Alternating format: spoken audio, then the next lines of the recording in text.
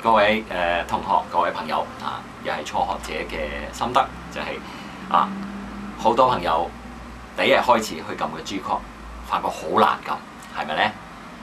係咧，手指我唔知點樣啊，呢度歪咗啊，嗱呢度又曲咗，係咪啊？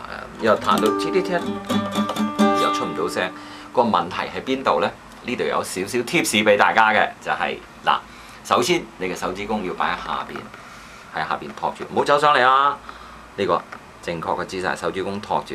跟住呢，就係另外一樣嘢，呢度最重要嘅部分，用一手指下低手掌嘅呢一嚿肉去頂住第二間你個吉他嘅邊邊呢度。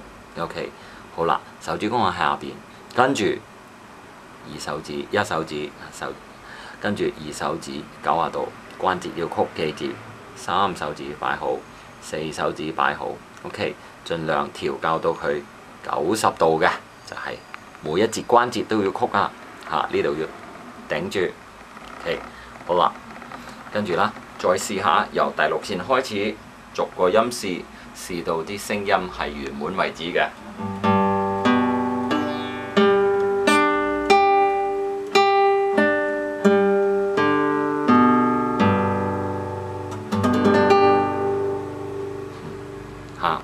你慢慢去調校，慢慢去做嘅時間，呢個 chord 就好快撳到啦。